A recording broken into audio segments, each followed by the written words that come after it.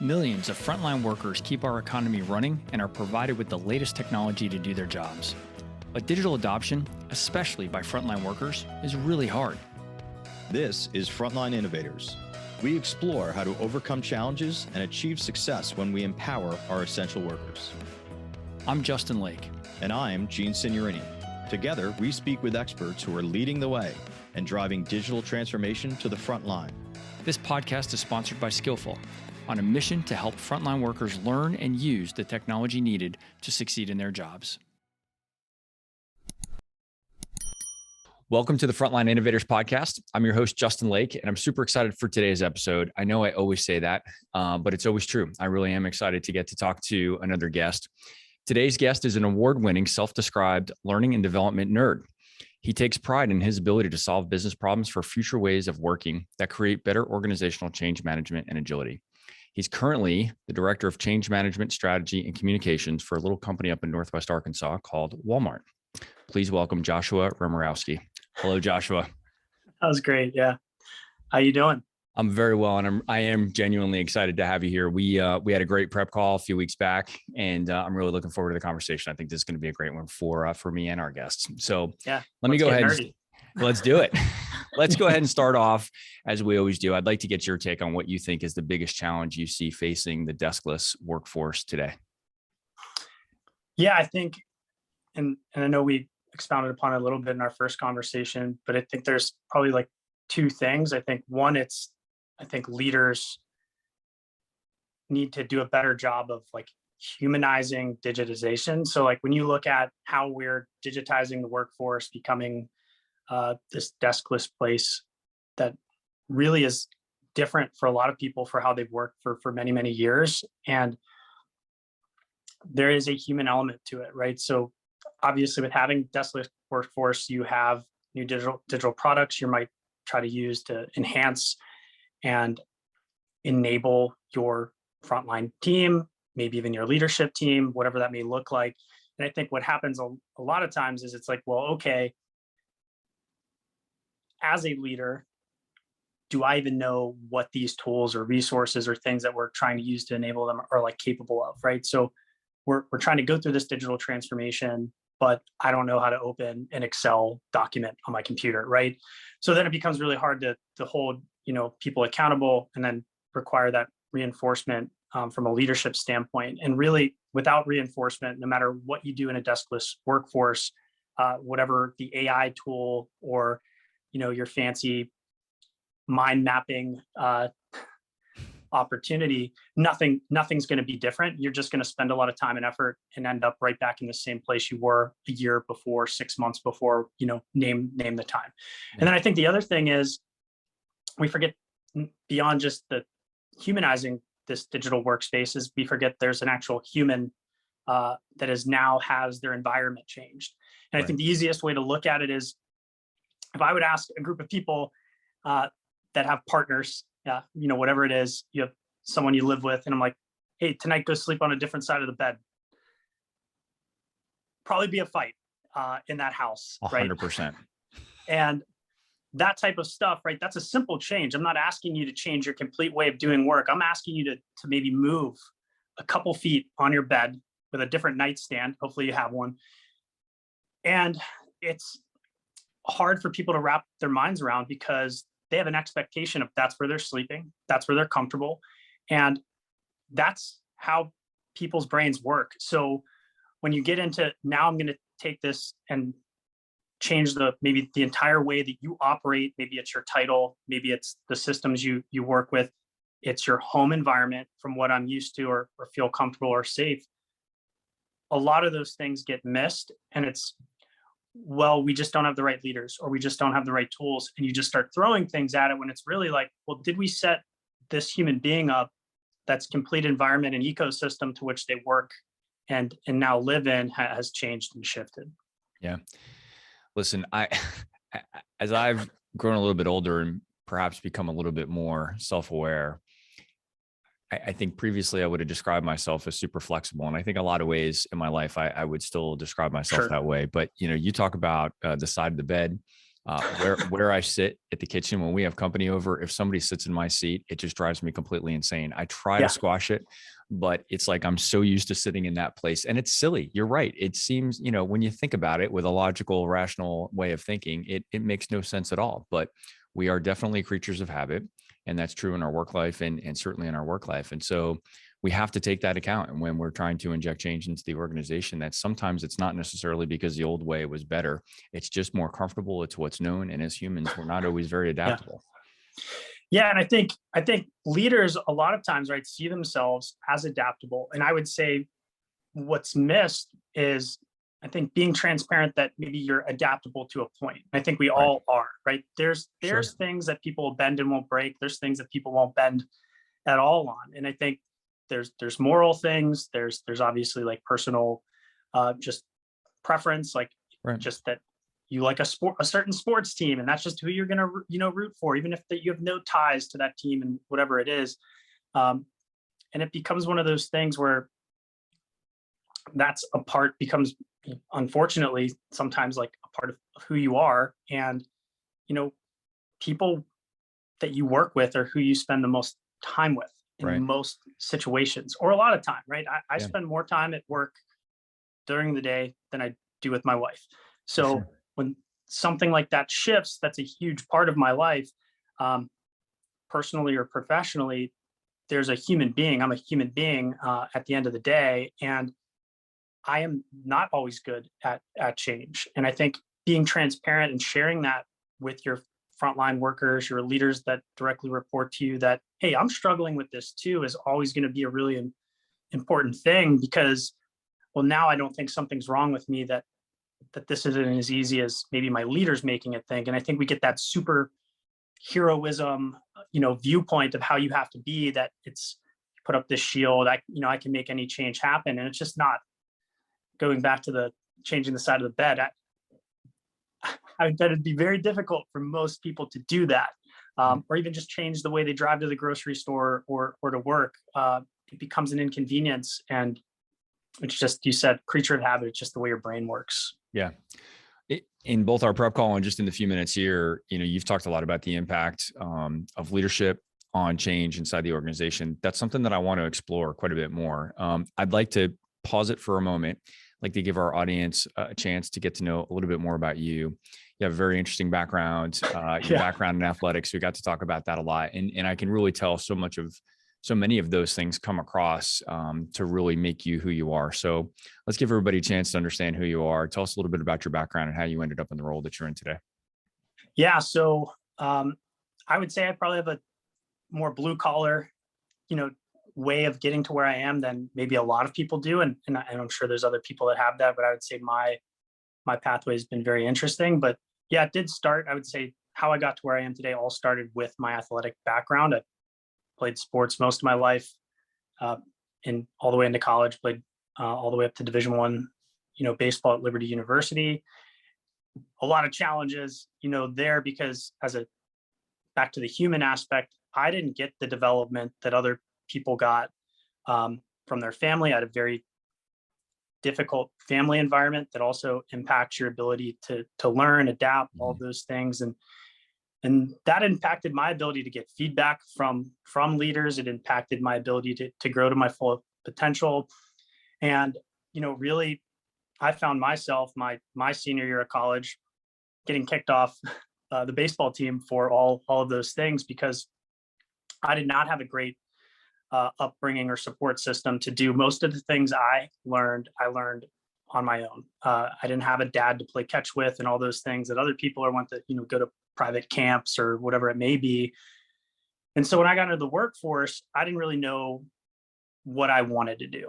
And I think a lot of people, I lead people of all ages, and they don't know what they want to be when they grow up. And a lot of that's because of, lack of self-reflection and being able to be coachable through that. And so as I got better at being coachable, which you would think as someone that was an athlete, and I was pretty talented naturally, but I didn't really accept coaching well. It wasn't something I was good at. So I became a truck driver right out of college, recession 2008. There wasn't a ton of jobs, and it was a grind. And nothing makes you kind of understand what you want to do with your life more than doing a job you hate. And I mean, boy, did I hate that job. I mean, I did not Yeah. like that job. And really through that, like dealing with customers and talking to people and really starting to establish like what I was doing with my day, listening to thought leaders like on the radio or podcasts, I really knew I wanted to find my way into like a corporate environment somehow. I went into doing field work for DirecTV, installing satellites, climbing roofs, almost killed myself a few times doing that. Uh, from trying to maybe work too hard, in the snow or whatever it is in the hills of Pennsylvania. And then I did door-to-door sales for business. I was a business account executive for small business at Comcast. And from there, I was like, well, I don't like sales. I don't know that I want to do field work, but I do know that I like leading people. And I always enjoyed that when I was a coach in college, when I did camps and stuff, when I was in high school coaching kids. I just loved developing people. And I just wanted to find, how can I find an organization that can give me that opportunity? I found myself at Verizon there at an entry-level position at a call center. Never worked in a call center in my life. I couldn't believe they'd pay me to talk to someone. Like that was an insane thing. I was like, this job seems really easy. Like I'm just gonna, like they yell at you. I'm like, okay, it was my son and my dad. So one of those things is like really interesting going through that was just the learning and development team and like how much passion they had behind the role. And I knew like that was such a great opportunity as I looked at the organizational structure to really lead, through changing people's behaviors. And what better way to do it than in learning and development? So I found my way, pretty much every year since then. That was 13 years ago I started that job. I've had a new role every single year pretty much for the last 13 years. I found my way into becoming a senior trainer. I moved away from Pennsylvania to take on that role and did a lot of tech-based training, software, network engineering, things like that. A lot of interesting things with AR and VR. Just to clarify, you were on the L&D side, but you were Yep. training for those other roles inside Verizon. Yeah. Okay. And when I really started getting into like the leadership development piece, that's when it really started to broaden my horizons, like what's really out there organizationally, like seeing all these different business units and like what they do and what their behavior gaps are, from like selling to business accounts to selling to someone in retail to being a support person to, product or program management. And I was lucky enough to develop this huge change management workshop while I was there that went to about 10,000 leaders. And that's when I really like expanded like my understanding and capabilities from like change management and communication and like also the human aspect of how the brain works and how difficult change is. And I found a passion there. And so I moved again after doing a lot of those things in that role to take this job that I'm in now, and have had multiple promotions since I took that job. I moved to Dallas, Texas to lead a team of people in learning and development. And that team's grown massively over the last 2.5 years. And recently I took this role to lead our change management strategy and communication, which has been fantastic. I think it's one of those things that there's so many different aspects of it. And really more than anything, it's just making sure, like, do we have a really well thought out plan to do the thing that we're saying we're going to do? Because yes, the business needs to do this, but there's humans that make this business go. And we can't forget that, because they'll quit, they'll go on leave of absence, whatever it may be. There's other effects from potentially our poor planning and poor decision making that are going to occur. So it's been a really interesting journey. Sometimes when people ask me questions at work, I'm like, how am I the person that's in charge? Like, I'm the person that answered that question. So I think it's really cool. And I think if you just focus, like, part of my journey's never been focusing on title, or I don't really care what that looks like. All I care about is making a difference in people's lives and making their jobs easier. And I found if you find that thing, like what your ethos is when you show up to work, all the other things work out, right? Because you're doing the right things with character and moral fiber that make a difference. And that's the kind of person someone wants to work with or work for.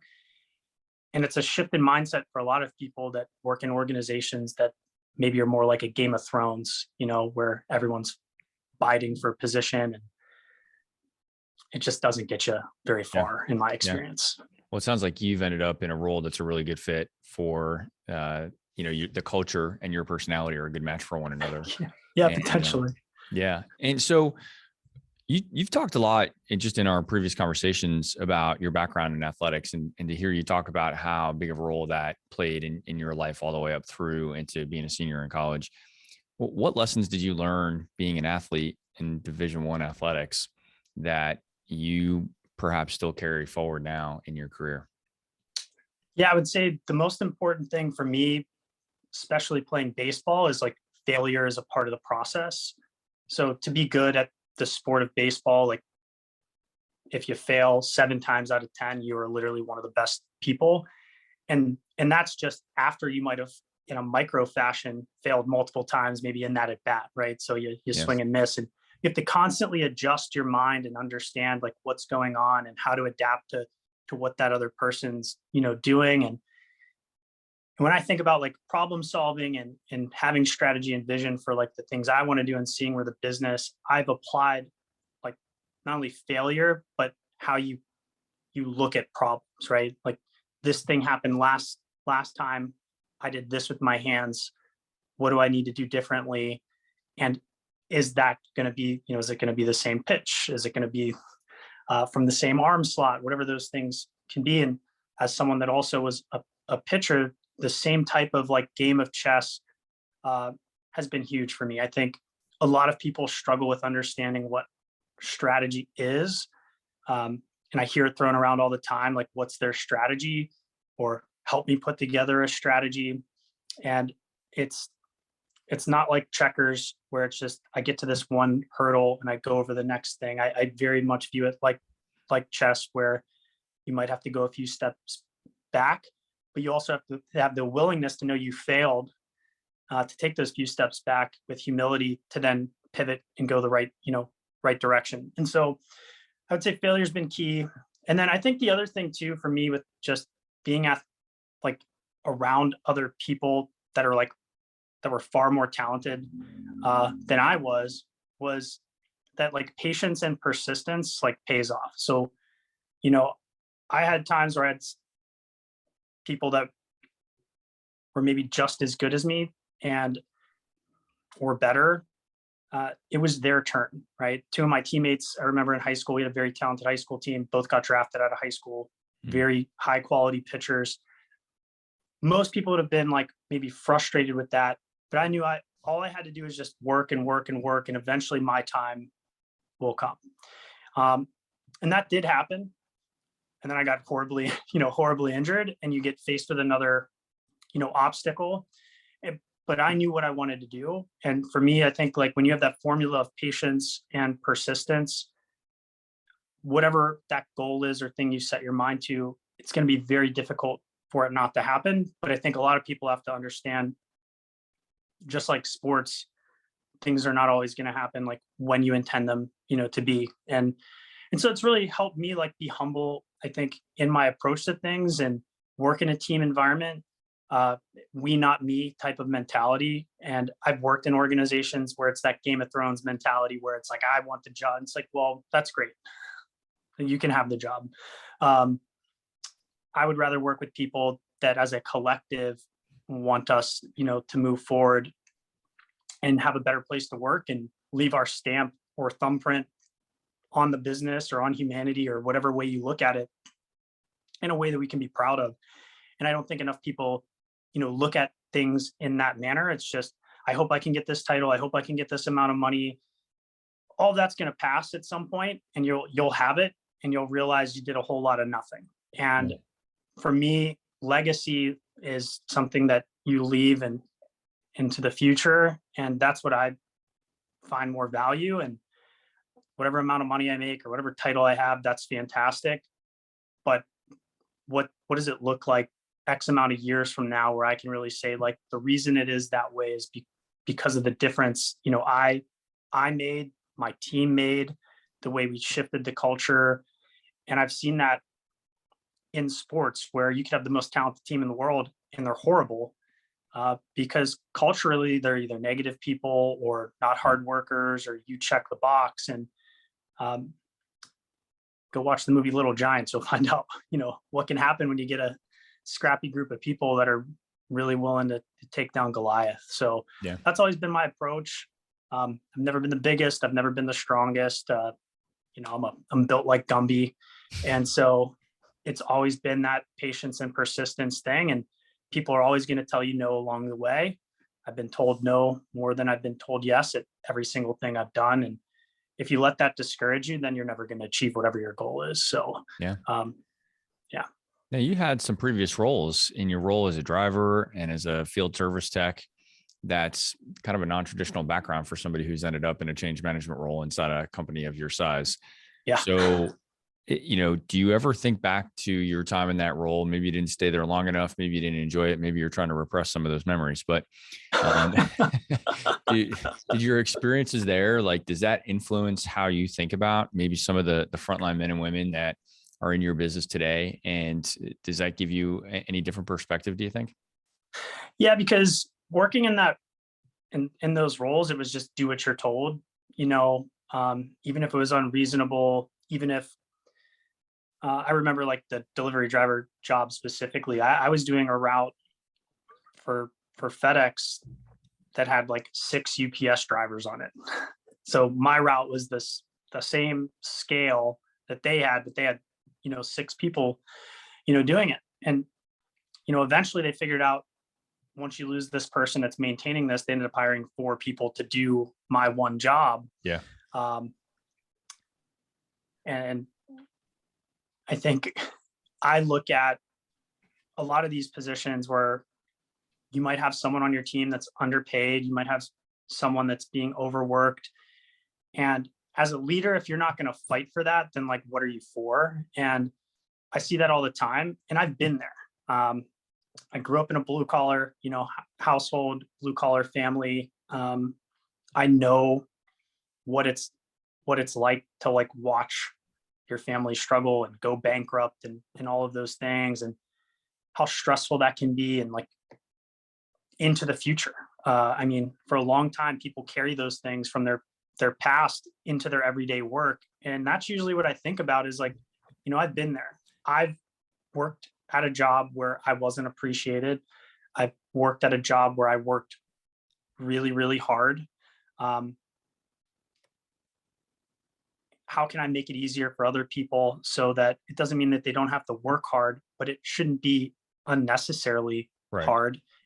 It shouldn't be not thinking through the decisions we make and just saying like, you're going to have to, figure it out. And it shouldn't be that I'm so disconnected as a leader from my own feelings, because leaders have a very good job of doing that, is like disconnecting themselves from emotion, which is like a terrible thing from a change management standpoint, and really understanding the effect you have on human beings within your workforce, and really just adapting to that. So yeah, I think nothing about my trajectory has been, I would say, traditional.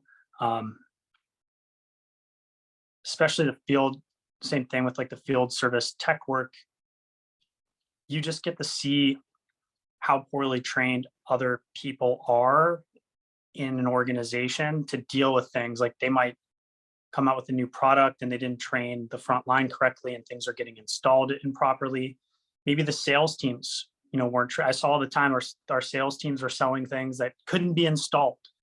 And I'd drive an hour to go install something, and I would tell someone, "Hey, I can't install it. I know you want to watch the Pittsburgh Steelers play tomorrow. I do too. The difference is you can't, because you have this massive tree in the way of like getting signal. And like, that's just, I can't in good conscience put this in, because you're not It's not going to have signal other than maybe for 2 months out of the year. And it won't even be the entire time that the football season, is on. So learning how to give that bad news, and then also understanding like what it's like to give feedback, up the channels, sideways, and then being the person at the very bottom, I think was helpful to understand how do you look at things broader when you're doing an organizational initiative, when you're managing, whether it's a training, a new product, whatever it may be, to say, hey, have we thought this through? Yeah. Do we have all the answers that we need to not create unnecessary friction for customers, to not create unnecessary friction for our internal customers, right? Which should be very important as well, the people that make the company go. Yep. And I would say, like, I think about it all the time. Sometimes I'm just in gratefulness where I'm like, I'm so glad I'm not carrying a treadmill up 7 flights of steps because this old building doesn't have an elevator. Yeah. And, and then I get reminded, maybe you should stand up. You've been sitting for a while. You should probably stand up and stretch your leg. Yeah. Well, one thing that you've talked about now a few times is leadership. I'm kind of getting back to change management and digital transformation initiatives. And something that you said that really caught my attention was that leaders are sometimes afraid of the very technology that we're trying to deploy, and that it can, kind of thwart the success of the program if they're not as on board as we would expect from the men and women in the front lines themselves. Can we talk that through a little bit? I'd like for you to expand on that and just share with our audience your take and maybe some of your observations and how you've gone about maybe trying to, correct that inside your organizations. Yeah, I think it goes back to like humanizing, like the digitization of your workforce or whatever you're doing. And I think, who are your influencers within your organization, right? Like, that's the true way you're going to get change, is knowing like who actually influences this sticking. And most of the time, it's the most forgotten part of your organization, which is middle management. They have the most touch points with your frontline leaders. They're typically not the person choosing the systems, choosing, they're pretty much the people that have to bring the bad news to whoever, depending on what it is. And maybe it's good news.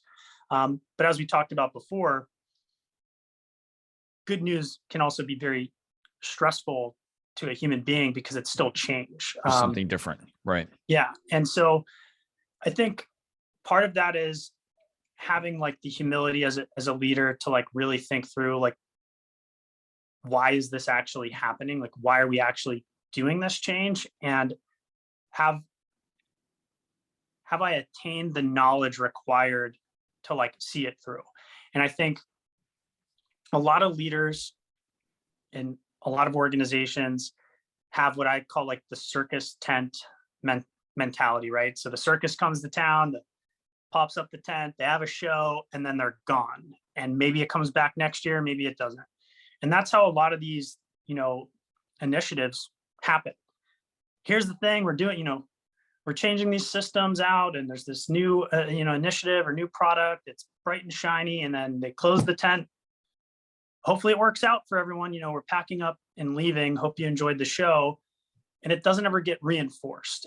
And because that plan's not really established, like through that middle layer of leadership, to understand like how can they reinforce it? Do they actually know how to use this tool innately?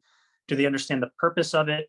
Are they maybe fearful that the reason you're doing this is to eliminate their job? I mean, a lot of people have that because, yet again, the human aspect is maybe some past event in their life, when this happened, they lost their job, or when this happened, their parents lost their job. Right.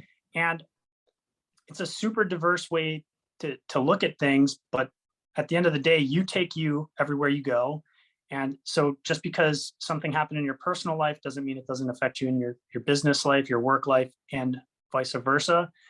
So I think that's like a huge piece, is like, how can leaders do a better job of building a brick house instead of having a circus tent, and say, hey, we're brick by brick, we're building a solid foundation, like fundamentals. So like the actual base of what we're doing. And a lot of times that is with your leadership to reinforce the rest of the building blocks for your frontline leaders to be super successful. And then you can say, okay, now that this is established and we've reinforced this clearly, let's move on to the next house. But until people get, rid of the next shiny thing, which is change fatigue for a lot of your associates. I mean, I've talked to people and been to places where it's like they have so many tools, I don't even know how they could possibly be using them all effectively. Versus they have a lot of tools, they just don't even know the capabilities of, because they haven't taken the time. Yeah. And so I think that's key, is just like really understanding, why is this happening? Are leaders attaining that knowledge so that it doesn't have that kind of, the circus is coming to town, here it goes, they said we're going to do this thing again this year, and then it doesn't stick and you're wondering why, and everyone has feelings about it, but the fact is you just didn't plan appropriately, and you didn't plan for like clear reinforcement, knowledge attainment, and you didn't plan that there's humans that are impacted by, whatever the change is, no matter the scale. Yeah. Do you think that the leadership should be more involved in acclimating with new systems changes prior to implementing on the front lines? Is there some methodology that would improve their comfort level before we expect folks that report to them to adopt the same tools? Yeah, I think, I mean, obviously, if you're choosing something as a leader, right, which a lot of people are, because it hits their P&L, I'm choosing this system, and it's X amount of, millions of dollars, hundreds of thousands of dollars, whatever the licensing cost is, depending on the scale and scope of your organization. Yeah. But I don't even know really how it works, because I don't do that job. And the problem is, a lot of leaders apply past framework of a job they might have done 20 years ago to how they think this digital change is actually going to impact people that are doing a job that's probably significantly different. The people that work within the organization are in complete different financial situations today and have other stresses that change can elevate, that could be unforeseen. And I think really, when you look at it, just goes back to like, a leader has to have whatever model you want to use. Like, we've done proprietary stuff, like similar to like versions of AdCar, but when it comes to that D in there, right? Desire, as a leader, you have to have the desire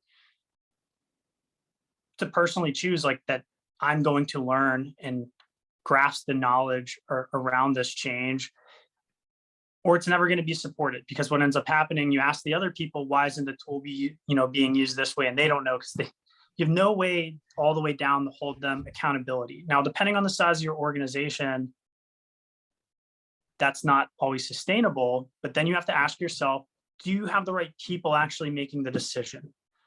As a leader, do I have the humility to step out of this and say, maybe someone else should be making this decision, or be involved in the decision, that's actually more closely connected and intimately understands what the job is?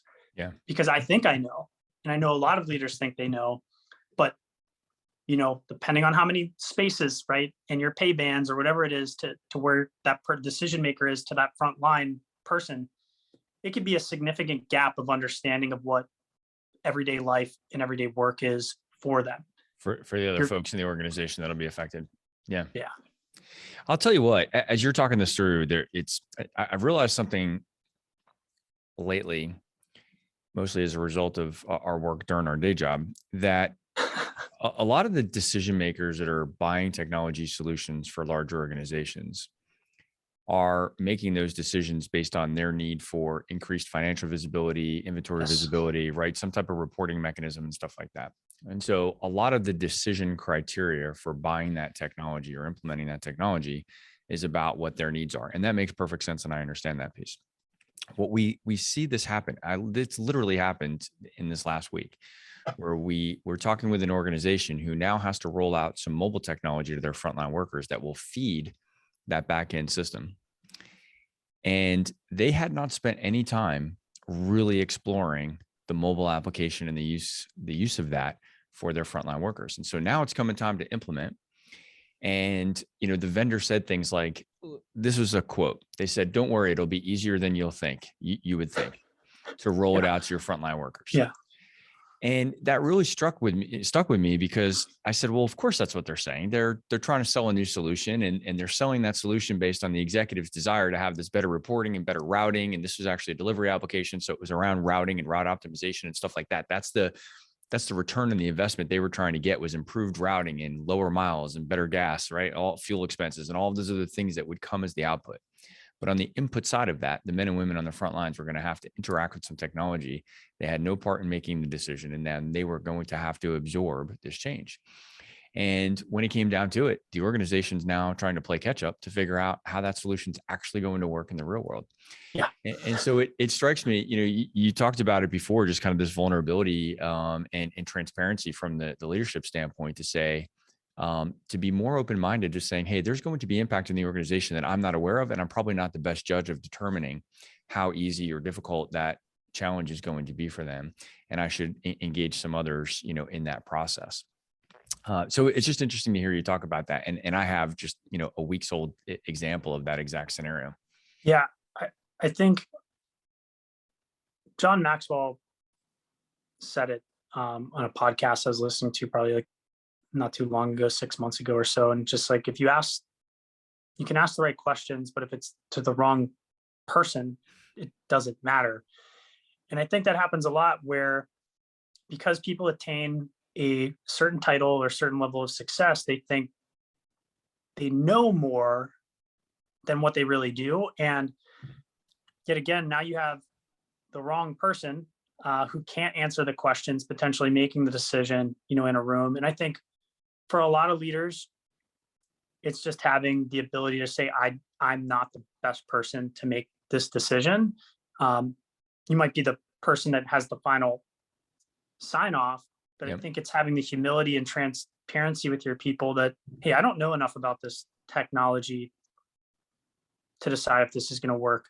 I'm not connected enough, nor should I be connected enough, because it's not sustainable, at the level that you may be, depending on your organization size, to know every single thing innately that's happening within the organization. It's not possible for most leaders, depending on where they are. So really understanding that, to your point, is, okay, am I even the right person for this question? And I would say most of the time you're not. You're really not. And it could even be the person over that department internally. They have too many verticals or too many things that they're in charge of, where you're by default a generalist at some point in your career. And that's okay. Because it's more about thought leadership, understanding trends in the market and where the business is going, and having the right people in place that are smarter than you around those core places like digital acceleration, on how to make those things stick. Yeah. And I think some organizations are doing a good job of that. And you're seeing more of that where the way they're structuring, but it just comes down to just being able to volley something off and say, you know what, we'll have to get the right people, in the room to make the right decision. Yeah. And to make sure that my point is clear to anybody who might be listening to this, the purpose of this show is not to discourage people from deploying technology to frontline workers, right? In fact, it's quite the opposite. But the topic that we're talking about right now is trying to avoid the naivete of some decision makers in the organization that may just push forward with a tech solution without thinking of the change implications to the men and women in the field. And say, ultimately, if you want to achieve your objectives, Mr. or Mrs. Leader, who is trying to optimize your routes to reduce fleet expenses and all those other things, those are admirable goals and you should go after them. But, without taking into account the challenges in the field, you're ultimately setting yourself on a path to failure, or at least delayed gratification of those objectives, right? Where with a little bit of attention paid to the needs of the men and women on the front lines to ensure their success first, ultimately that can pave a path back to the success of you as an individual executive or decision maker, and that of the organization at whole. Yeah, 100%. I think, one, technology is not going anywhere, and the better we can do to integrate it into the workforce to make people's jobs easier, more enjoyable, automate administrative tasks that literally bring no one value within an organization, is a huge thing, and an opportunity, to your point, where I think a lot of people just are so focused on being first versus being best. And that's where, planning and thinking these things through allows the launch of a new software, the launch of a new business change, whatever it is, to actually stick, because you have a plan that requires reinforcement. You have a plan that understands the human aspects of the people within the organization to prepare them and make sure that they understand the vision of why we're doing this, like what's the end point. When you do that, I think to your point, it's one of those things is also understanding in the plan that sometimes productivity may get worse for a period of time because of that change curve that people are going through. It could be a brand new skill that they've never had to do or attain or understand, or yet again, you're changing sides of the bed. It's a completely uncomfortable thing for them. And instead of abandoning it or blaming it and saying they're not accepting it, understanding like that's potentially part of the process. And you'll find yourself as once people get to that other side of the curve of acceptance, which individually takes time, depending on how well you've done attaining the appetite for change of your organization. That's when you're going to see a lot of these tools and basically digital implementations take off. And it takes time. And I think a lot of times we just are so focused on being first versus like how can we be the best? And that takes planning. Yeah, I think right now though we have this weird, there is kind of a perfect storm brewing, right? We've got labor shortages in a lot of areas that are being affected by this, right? So we still have the same demand. We may have less labor to apply, to serve that demand than we had before. We've got a greater appetite than ever before for digital transformation, in part to make that workforce more efficient to be able to withstand the demand, right? So we've got a lot of dynamics that are happening at the same time. And you just talked about the dip in productivity, but you're talking about it at a time when I can afford a dip in productivity the least, right? Yeah. That's a crazy scenario for all involved. And so what's your plan for how you would communicate those scenarios to leadership to say, I know you have to meet, your revenue objectives or, deliveries objective, whatever that case may be, whatever metrics they're driving toward. At the same time, you're trying to roll out this new technology. And what I'm telling you is that we're going to see a dip in productivity. It's going to be seen as, just unsustainable in a lot of cases, right? Or unacceptable. Yeah, I think it comes down to understanding, like, obviously the future of work is with technology, and most leaders do understand that. But I think to your point, it's understanding is there's probably never a best time, but it's probably going to be better to do it now versus when it's too late, right? I think a lot of people are so hung up on, to your point, like we're short staffed, we're this, we're that, versus how can we reimagine the way our people work in the first place? Because you can replace a lot of that remedial type work that's not necessary for anyone to do with a really good digital solution.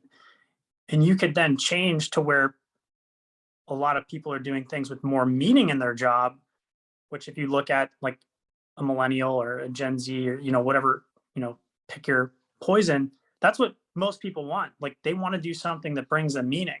And so when you can eliminate the noise, and yes, they might have to figure out those hard and soft skills using that technology solution, like how to do a good job of things that are more meaningful because maybe they weren't doing that historically. But eventually your company will transform as well. And I think that's to your point, like you have to be able to tell that story to your leaders of, okay, here's the cost benefit analysis and where we believe we'll break even on productivity. And maybe you have some historical data on other launches that maybe you did or didn't do. There's plenty of case studies and white papers out there that you can reference and just do a really good job of showing like, hey, what does the industry say? What are we going to do differently? But then also, how are you reimagining the work? And is that clearly defined? Because then when you get to the ability like to do your job differently through a change, if the people aren't equipped, it doesn't matter how good the solution is. You're going to be like, well, there's something wrong with the technology solution, when really it's just you didn't maybe define the roles and responsibilities of their new job, so they don't understand how they fit into this thing. Or maybe you missed a part because you didn't plan well. So I think a lot of leaders know where it's going and what they need to do. And I think it's also having their willingness to be able to either delay something else or understand that, hey, there might be a loss here or a bigger spend in this area this year, but it's part of our longer strategy to transform the way we work. Yeah. And better to figure that out now, when eventually you're not going to have a pandemic that makes people work from home. Like, people are going to work from home. Like, Right. at some point, some percentage of people are always going to work from home, and there's not going to be hybrid, this, that, and the other thing. It's just going to be what newer organizations, because a lot of organizations disappear off the face of the earth, are going to offer. And it's going to be more competitive in the market. And you don't want to be that company that tries to then shift to adapt because you're losing the war on talent. And then you can't, yet again, you're worrying about trying to catch up to be first versus best. And I think that's where a lot of it's missed. And that's a pretty easy story. Like, once you really communicate that to leadership of like what your opportunity is, but you have to know, like, where are you going, right? Where are we now? Yeah. What does it look like when it's working? And if you can clearly define that, reimagining the organization's a lot easier, because then you'll know, like, have we given them the knowledge they need? Do they have the right abilities, and are they defined clearly? And then what's our reinforcement plan?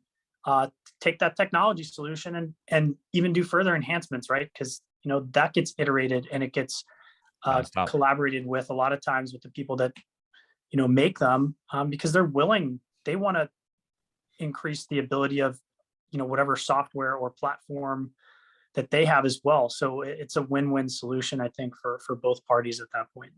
It actually adds to the change management challenge, though. We've talked with several guests about this. And again, we see this a lot in my day job, that the iteration frequency of change of the applications that we're deploying to the men and women on the front lines creates just a change saturation problem, right? The frequency of those changes. Doug Eichhorn, who was a guest a few episodes ago, talked about, trying to advocate for the frontline, the men and women on the front line, by asking the dev team to stall some of their iterations, right? To do every other or every third iteration, to where they would only then have impact on the user interface, and use the other two iterations in between to, do performance improvement on, the back end, databases and stuff like that. Right. And that to me was a really good idea, to be able to say, like, listen, we don't want to slow down the dev process. We're not trying to create an inefficient development process, but we also have to recognize that there are some, kind of victims of agile development. Yeah. That when we're rolling out all of these new capabilities, like, there's somebody on the other end of that's like, I just figured out the way the last change, and now I'm having to make changes again. Right. So there's a role for everybody, from development to the leadership to the L&D team to the change leaders like you and your role, to be able to smooth out some of the ebbs and flows of that change a little bit. Yeah, change fatigue is real. It's like the death by 1,000 cuts, like you're talking about, that happens a lot. And those people are just trying to do their job too. And it just goes, again, someone that's probably more disconnected from how many changes are really occurring at that micro level, might be making that decision. Yeah. And yeah, I think it is a challenge. Like, we have to deal with it all the time, where you have to balance, what do we need to say no to, and why is that? You might have to go from like a business standpoint and say, okay, we used to do X amount of changes to the example you provided, and now we're doing it in this cadence. Have we noticed any difference in our attrition? Right. What does that look like? Or absenteeism? Those are good barometers that a lot of people miss, because we don't track enough stuff as leaders, that for like actual, it's the financials, it's this things, but what are the other things that are pretty key indicators that the way we're working is like an unhealthy way of operating? And then you might, okay, we made this change, and you see whatever their attrition number is, let's say it's 15%. Well, now it's 10. And historically it's never been 10. Clearly this is like making a change. We're not burning people out or discouraging them or whatever it may be. And their proficiency in these changes is also increasing, which higher productivity or whatever, which also all those things impact financials in other ways. And I think that's just another one of those stories that you can tell to really be a better business partner across the business, right? Because that's a more holistic view and a holistic way of working. Yeah, and there's starting to be some data that's coming out now. We just reviewed some of these pretty recently about, exit interviews of frontline workers who were saying that lack of training and the technology that they had to use on their job were some of the reasons that they were leaving. And so that's pretty profound, right? And in a time when maybe turnover wasn't seen as one of the top challenges for a business, maybe those, maybe decision makers would look the other way. But at a time when turnover is typically one of the top 5 priorities that, senior leadership are dealing with right now, you're going to start to look a little bit more closely and say, okay, how can we improve? How can we fix those gaps to improve their use of the systems and in general, training solutions across the board so that they can feel more comfortable and be successful in their role? Yeah, I think you make a good point. Like so many organizations, especially ones that have customer facing websites and customer facing products, some of them have some of the most aesthetically pleasing, easy to use, literally anyone, could interact with it type of interfaces from a UI standpoint. And then you go see what maybe their people internally are using and you'd be like, how is this the same organization? We see it every day. Yeah. And I think to your point, that becomes a frustrating thing to an employee, especially a frontline employee that's typically using those systems more than anyone, just by the nature of the job. Well, it's like you don't care, right? We serve our external customers, but we do have these individuals internally that we need to serve really well also. And I think all the engineering resources, all the things a lot of times go to those outward facing things, which is good. But if you don't measure things like you're talking about, people are quitting their jobs in record numbers. And some of it's just because they'd rather be unemployed than have to deal with how difficult it is to do the simplest task or feel heard. And I don't think that should go unnoticed. And the companies that make that pivot, to your point, that get better digital systems within their organization that are on par with how easy a customer's experience is, they're the ones that are going to outpace everybody, because those employees are going to have other things that they can contribute. They're going to have better ideas. They're going to have more iteration internally to improve the customer experience, whoever that customer may be, externally. Yeah. And customer experience, falls off of everybody's tongues. It's something that, we're all very focused on, but there's a lack of awareness of the importance of the employee experience inside the organization. And, I believe that improved customer experience in the market overall is actually creating a larger delta for that employee experience, because your employees are customers outside of your business, right? And so they're using Amazon, they're using Netflix, they're using all the other platforms that we all use that have amazing, customer experience, platforms. And then they come into work and they're not trained properly. They don't have the right information to be successful. They're using applications that are difficult and, complex transactions and things like that. And so the delta is getting bigger. I agree. And so we all need to work better to close that gap a little bit.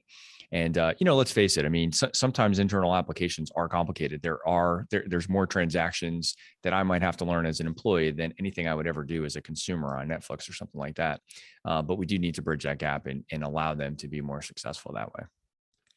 Yeah, I think it's a funny thing that, like you're saying, I could go have an interaction depending on where you work and it'd be better as an actual external customer than an internal, than working for the company itself, which is just fascinating. And I'm sure you see it all the time. And I've seen it. But I actually had an experience as a guest at a retailer. I won't mention who it is. I don't want to, throw any stones here, but I was at a retailer and I was asking for some help. And instead of using their in-store device to do a lookup, they actually said, you know what, our website is actually better. And they pulled up their public website from their own personal phone to help guide me. Yeah. And I thought that was really, it was a pretty powerful experience. I wish I knew some leadership over there. I'd love to tell them that story. So, hey, we're coming up on the end, and I knew this conversation was going to go fast. I always feel like they do. And I've come away knowing that I've got about 10 other questions that I was hoping to ask you today. So we may have to schedule another conversation at some point. Sure. But before I wrap it up, I'd love to understand, you're a very passionate guy. You've got a lot of enthusiasm for what you're doing. What is the contribution that you've made that you are most proud of? I think the thing for me is helping people have higher standards. I think a lot of people within organizations, and I hear it all the time, and whether it's in business verticals or different companies, they just accept the circumstance. And I really think if more people raise the bar and challenge the status quo, you will see change. It will take time, but it takes a village. And for me, that's what I'm most proud of, is everywhere I've gone or been a part of, I've left it better than it was. And it's a very difficult thing, because almost every one of those situations I've gone into, people told me, you'll never do this, you'll never be able to do that, this can't be accomplished, whatever it is. And that's never been my focus. But a lot of people get immediately discouraged by that. So for me, it's really just elevating the standard and challenging the status quo. And I love, rustling the bushes and seeing what falls out, and then determining, hey, which one of these things do we want to tackle first? Yeah, I think that's a great way to wrap up our show today. Thank you for sharing that. I think that's a great way to look at it. Well, thank you for taking the time today. This has been a fantastic conversation. I knew it was going to be, so really appreciate, Joshua, that you've carved out some time to spend with me on both our prep call and today's session. I do want to remind you, I'll be inviting you to participate in the private group on LinkedIn called Frontline Innovators Council. It's a private group that we have set up on LinkedIn so that we can continue the conversation beyond today's podcast. And through that, bringing you into that group, I'll be introducing you to all of the other previous guests of the show. And we've got almost 40 members inside the group right now. And we're just starting to get some momentum of having some folks share ideas and ask questions inside the group. And so after today's episode, I will get an invite out to you to join. Awesome. Thank you so much. All right. Well, everybody, we're going to need to wrap it up there. And I hope you found today's conversation as enjoyable as I have. And if so, we always ask this at the end of every show. Please share and rate the podcast. 5-star ratings really help ensure that it gets promoted to other professionals like you that are innovating on the front lines. I watch a lot of YouTube stuff, and they always say you're supposed to smash the like button. I don't think we have a like button the same way on podcasts, but you guys get the drift. We could really use your support on that. Remember that the podcast is sponsored by Skillful, the mobile digital adoption platform for deskless and frontline workers. Visit the website at skillful.com. That's SKYLLFUL.com. And we're always looking for new guests on the show. So if you or someone else is out there innovating on the front lines, we'd love to hear the story. Please reach out to me on LinkedIn and let me know what's going on, and maybe we'll get you on the show. Joshua, thanks again for your time today.